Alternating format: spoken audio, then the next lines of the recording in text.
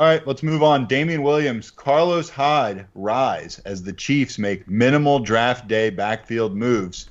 That's one of the possible knocks on Williams, though, is you got Hyde, who's a very competent running back, certainly a competent backup running back. Now, they don't do anything to mess around with the Kansas City backfield, so it's going to be these guys, it looks like.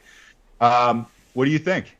Yeah, I totally agree. Carlos Hyde could be a much bigger thorn in the side of Williams than I think a lot of people are giving him credit for. We've talked about that at length, that you got to go out and get both these guys. I was just nervous it might become one of those three-headed, who the hell do I take situations. Right. Let's say they went in round 3 and took their version of Kareem Hunt again and tried to take another stab, because Andy Reid does scout his running backs clearly quite well, the ones that fit his system. So if they had made an earlier investment in that backfield, then it becomes like, who the fuck is this going to be? But clearly they have faith in Williams and Hyde, and if it's going to be both those guys, I really like Williams. We've talked ad nauseum about how this guy averaged over 22 fantasy points per game, trailed only Todd Gurley in per game pace once he took over, scored 10 touchdowns in only 6 games, which was just an insane pace, and it really was not all that unreplicable. I'm trying to say he could totally do that again, because this offense is such a juggernaut. I know they lose Tyreek Hill probably for this year, but when you got Mahomes, this offense is going to constantly live in the red zone. So you got Andy Reid, who's always preferred that 3-down bell cow. One of those two guys is going to be a monster. I just love that they didn't add anyone else and kind of mix up the pot. And now I know I can still go out and get Damien Williams in late round 3. I can go and get Carlos Hyde in late round 8. Right now he's still going beyond round 10. I imagine that will rise.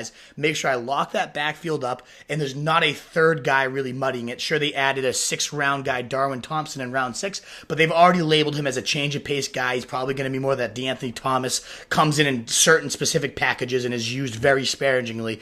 I love Damien Williams following this move. If Carlos Hyde the only competition he faced, I get Hyde. Caught 59 passes a couple seasons ago. He has more of a versatile skill set than people give him credit for, so I need them both. But to me, this was a huge move and a huge vote of confidence for both these guys that come with top 7 fantasy running back upside, but don't cost you nearly the price that it would cost otherwise. All right, I'm in agreement with you on all that. The Chiefs are going to be an interesting thing to figure out as the season go on, man. They really are. I mean, I'm here for the ride. I'm here for it. Yeah, the only way it gets ruined, in my opinion, would be if it becomes like Hyde's a goal line hammer and suddenly those 10 touchdowns. And Hyde is a beast, so I mean, Hyde is kind of a goal line hammer. He can certainly plunge it in from short. But they Williams, got a lot of options from the one. They got a great tight end. They got an amazing running quarterback and a passing quarterback. They got Hyde. And they got, Williams 10 touchdowns in 6 games. 10 touchdowns in 6 games. Obviously, the guy he can get it done. We know he can. I just really hope it doesn't devolve into one of those, because if it does become a committee, then it's like, fuck, I put both these picks into these guys, and now I don't know which one's scoring each week. But Andy Reid's never done that, so we'll see. I don't think this is the year he changes that trend.